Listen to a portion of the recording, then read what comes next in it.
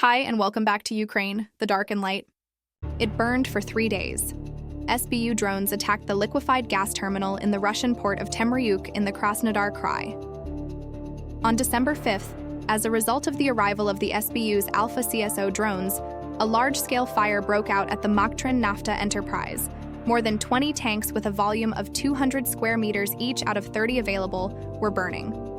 In addition, SBU drones destroyed railway tanks, an intermediate refueling tank, and a loading and unloading overpass.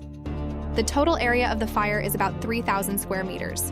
Next, a Ukrainian attack drone managed to destroy a Russian MI-26 helicopter that was parked at an airfield.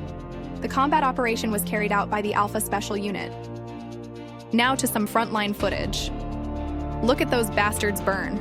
Let's drop another one. Check out how many we took out, say fighters from Ukraine's 92nd Brigade as they push back to retake lost ground near the Zaporizhzhia, Donetsk, Dnipro border. After one unit pulled back, the brigade was sent in to fix the situation. Colonel Nashchubsky says over 700 Russians were taken out in combat recently. Now to news from Europe. Europeans are stunned and outraged by the new U.S. security strategy. The Trump administration is committing an unprecedented act of interference in the affairs of its European allies.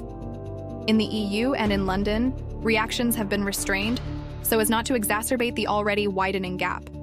The new U.S. doctrine welcomes the growing influence of patriotic European parties, located on the far right of the political spectrum, that could cultivate resistance to Europe's current course.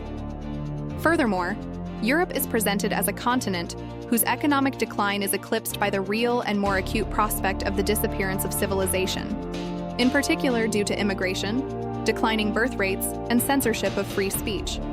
An incredible statement from Washington. Next up, more on the meeting in London yesterday. Starmer said that the Ukrainian issue is Ukraine's business, and that today's talks are a critical stage in the fight for peace. Zelensky added, "Today is very important. Unity between Europe, Ukraine, and the US." Macron stressed, "The Russian economy is starting to suffer, especially after our latest sanctions." Merz said he was skeptical about some of the details in the documents coming from the US, but added that this was why the leaders had gathered today. "This could be a decisive moment for all of us, so we are trying to continue to support Ukraine. The fate of this country is the fate of Europe," the Chancellor said. An agreement to release up to £100 billion of frozen Russian assets in Europe to Ukraine could be announced within days, Starmer has said, as reported in the Times. After a meeting between the leaders of France, Germany, Britain, and Ukraine, British government sources expressed optimism that the deal was a matter of days and could be announced this week or next. It also includes around £8 billion frozen in British banks. The U.S. permanent representative to NATO Whitaker stated that Donald Trump understands how to pressure the parties to the war in Ukraine to force them to reach a settlement agreement. He said that the U.S. is acting as a peacemaker here, and Trump is the peacemaker-in-chief. Apparently, Putin has enough money for another 18 months of war against Ukraine, as reported in the Bild. The Russians believe that they still have time and that the negotiations can be dragged out further. Putin insists on extremely far-reaching demands, which he is not going to give up.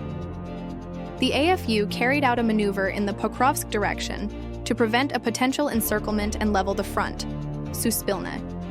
Ukrainian units carried out a maneuver in the area of Lysivka and Sukhi Yar.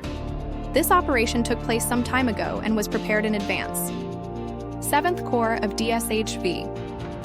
By decision of the command, units of the defense forces carried out an organized maneuver in the area of the settlements of Lysivka and Sukhi Yar. The maneuver was carried out to save the lives of servicemen, improve the logistical support of the group, and level the front line. For security reasons, information about the operation was not made public for some time in order to avoid the risks of disrupting its implementation. Britain is close to losing the Atlantic to Russia for the first time since the end of the Second World War, the First Sea Lord has warned, as reported in the Times. General Sir Gwyn Jenkins said the Royal Navy would struggle to keep pace without rapid transformation and the support of NATO allies. He said that Russia had invested billions in its maritime capabilities, particularly the Northern Fleet, despite the millions of lives and the cost of their egregious illegal invasion of Ukraine. There has been a 30% increase in Russian incursions into British waters in the past 2 years, including the visible presence of spy ships such as Yantar, which is suspected of mapping underwater cables. It entered UK waters last month and shone lasers at military pilots. A shipment of Russian oil from US-sanctioned Rosneft PJSC has made its way to Chinese waters after a long meandering journey that involved a rare tanker transfer off India and a brief stop near South Korea, as reported in Bloomberg. The Fortis, carrying the cargo of around 700,000 barrels, anchored off Rizhao port on China's east coast on Tuesday. All but one import berth at the port have been blacklisted by the US due to involvement in the Iranian oil trade. The 11-week journey for the Rosneft crude cargo highlights the uncertainty US penalties have injected into the Russian oil trade, with buyers seeking to avoid heightened scrutiny from Washington. The US sanctioned Rosneft in October in a bid to end the war in Ukraine, and the sanctions have curbed Indian buying, injecting uncertainty into the Russian oil trade. Lastly, some sad news. At noon on 8th of December 2025, while performing a combat mission on a Su-27 aircraft in the eastern direction, senior navigator of the 39th Tactical Aviation Brigade, Lieutenant Colonel Yevgeny Vitalyevich Ivanov, was killed. The circumstances are being investigated. We express our sincere condolences to the pilot's family and friends.